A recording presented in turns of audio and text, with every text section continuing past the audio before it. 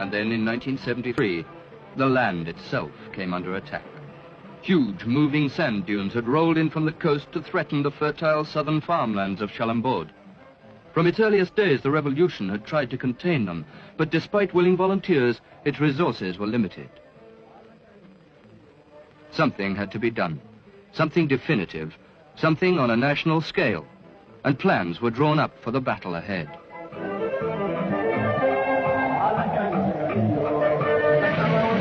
Within a matter of weeks, the power and determination of the nation could be seen. Workers and farmers from towns and villages throughout the land poured in to help. At their peak, they numbered 11,000. Their scheme was unique, so simple and cheap that it bordered on genius. Drought-resistant scrub and cacti were brought in.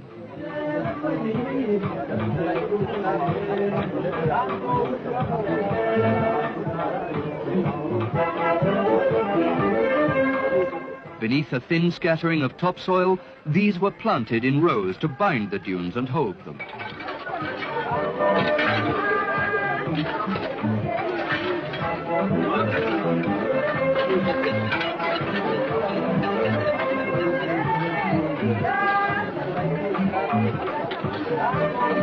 Foreign experts advising the government at the outset had costed the problem solution in millions. Millions Somalia never could afford. Today, these same experts come here to Shalanbool to marvel and study in their own turn. The dunes have been halted in a mere few months, proving the old proverb, wherever there's a will, there's always a way. The sands were beaten, but nature was cruel, attacking immediately from another flank. Now it was the nomads' turn to suffer. A blistering drought hit the country's northwest. Trees were blasted, the earth parched. Livestock died, and the people with them.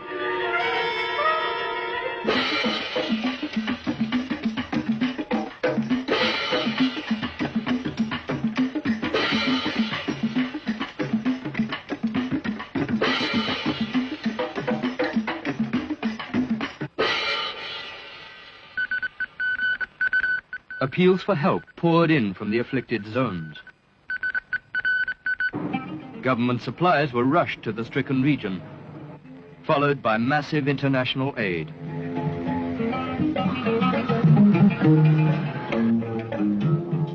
Throughout the disaster zone, relief camps were set up and clothing, food, medicine and vital water provided.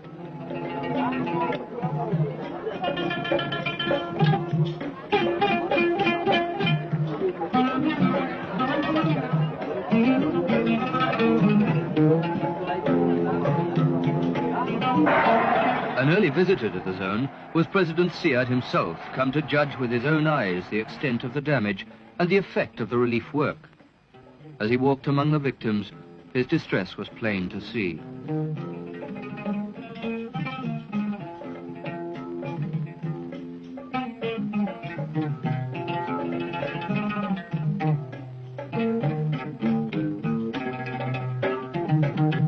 In his mind, an old dream became a firm decision. These people have lost everything they had, and our task is clear. We must assure them of a stable environment in the future, and we can only do so by uprooting and resettling them on the southern farmlands. Only by resettlement here or along the coast and retraining as farmers and fishermen can we guarantee them any future. Somalia's two great southern rivers, the Juba and Shabelle, enclose a vast and fertile floodplain as yet only part developed for agriculture, and it was here that the nomads would be resettled.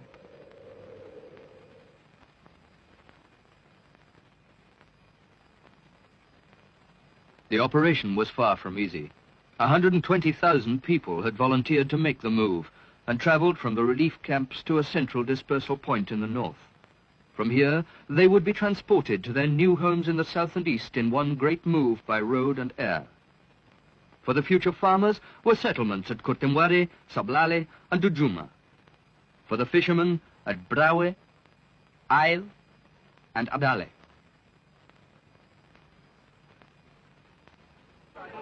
And so, on June the 18th, 1975, the great trek began. Families who had somehow saved their homes from drought and earlier moves dismantled them. Precious possessions were packed and stowed away for a journey that would take them from everything they had ever known and into a future far removed, at which they could only guess. Infants and invalids were carried onto waiting lorries. Papers were checked as whole families moved together. The entire nation's transport resources had been mobilized and others borrowed from abroad. 16 landing strips had been built for 24 huge transport planes, while over 600 lorries took on the rest.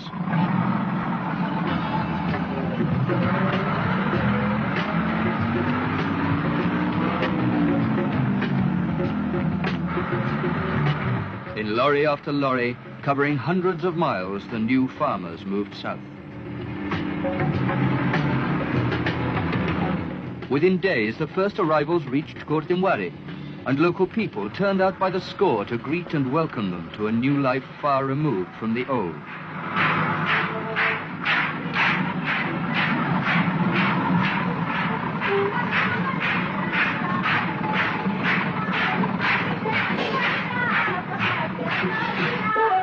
Even the mud and rain which greeted them also must have seemed a godsend after the horrors of drought.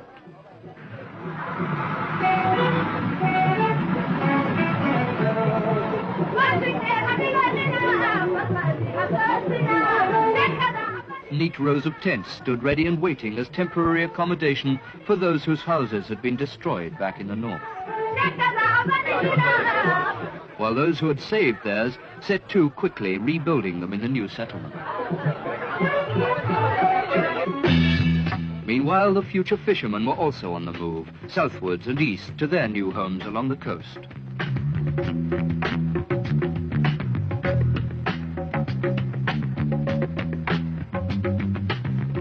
Day after day, the huge convoys rolled, carrying their precious cargo to safety and a new life. The first arrivals in Adale. Wherever the refugees went, they met with the same warm reception.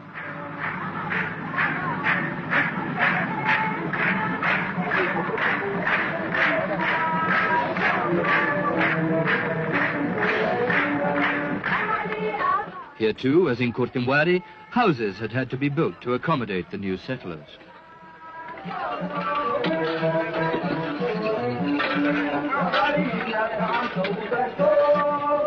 And no sooner had they settled in than schools started for the children. For those of the farmers in the open air, while here in the fishing town of Brawe, their brothers found a schoolroom already built and waiting. Nor were the children the only ones to take lessons. Most of these men had never even seen the sea, yet their new life demanded not only that they see it, but learn to enter, swim, and survive in it as well. Retraining began for the farmers also. At both Kurtimwari and Dujuma, the nomads were allocated 18,000 hectares of undeveloped land, which, under expert guidance, they would be expected to make productive within 2 years. For the fishermen, a first necessity was to learn of the different species of fish off Somalia's coast, of their shape, size, and value.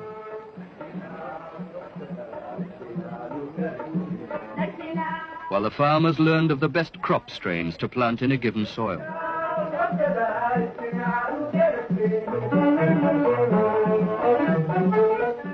And then there were their tools, the nets, boats, and outboard motors of the fishermen.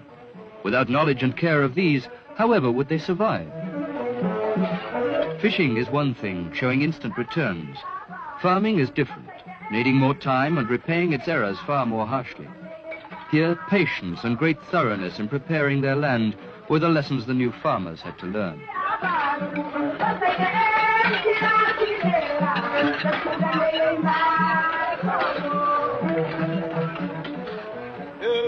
And yet, a mere 3 weeks after their arrival on the coast, the day dawned for the fishermen's first real trial at sea.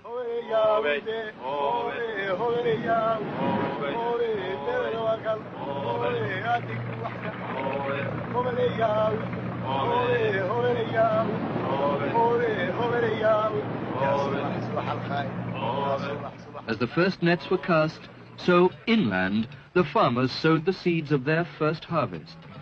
It was a day of hard work. but jubilation.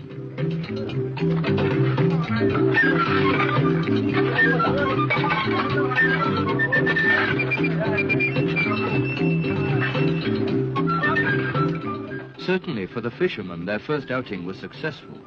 But then Somalia's sea is rich. The fishermen could actually see and weigh the value of their work.